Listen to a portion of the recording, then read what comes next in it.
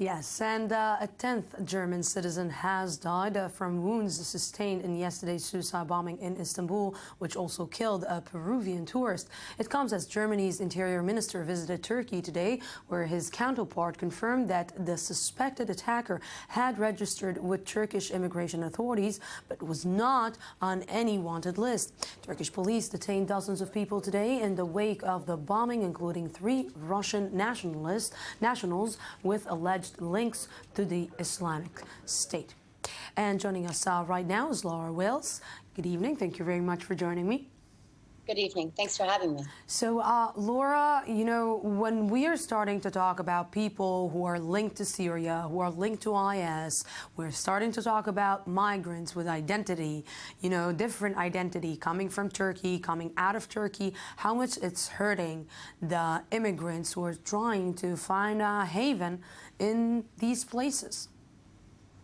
Absolutely. ISIS said that it would try to embed people in the Syrian refugees coming to Europe and other places. And Prime Minister Davutoglu held a press conference today, and he said that this attacker, Nabil Fadli, that he had entered recently as a refugee. There's even video of him on January 5th giving his fingerprints in Istanbul.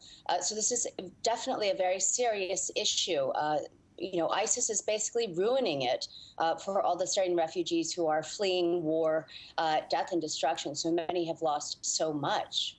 You know, I'm trying to understand where Turkey is now and where Turkey is headed with the crisis, because since the beginning, maybe in the last 2 years, Laura, you and me, we're talking about the fact that Turkey just observed so many immigrants from the Syrian crisis, and I'm asking myself, where is Turkey standing now on this specific issue? Well, they made an agreement with the EU for billions of euros, and they're giving Syrian refugees now work permits, but they're also limiting their visas so that they cannot be going in and out of Europe freely. So that's where Turkey is now. So far as the fight on ISIS, well, we know that critics of Turkey have said they've turned a blind eye for many years of foreign fighters transiting from Turkey into Syria. And we know that they've detained 69 people with alleged links to ISIS today.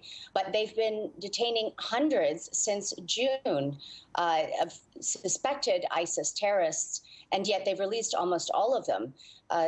Almost right after the attack yesterday, they put in a media ban on the story. So we really don't know exactly what has happened. There have been 3 other big suicide bomb attacks that are by ISIS, and yet the government also instituted media bans on those, so almost no one knows where those investigations are. And if we look at Turkey's most deadly terrorist attack, allegedly by ISIS in October, which killed over 100, the Prime Minister said 2 days later that Turkey, per its laws, cannot arrest any terrorist until they commit an act. So this is very difficult. And yet, Turkey is now continuing to wage a war against militant Kurds, specifically the Kurdish separatist group PKK, not only in Turkey, but also in northern Iraq. And they've killed, what they say, almost 3,000 of these militants. Its focus really has been on this struggle and not on ISIS. Yes, definitely. Laura Wales, thank you very much for this. Thank you.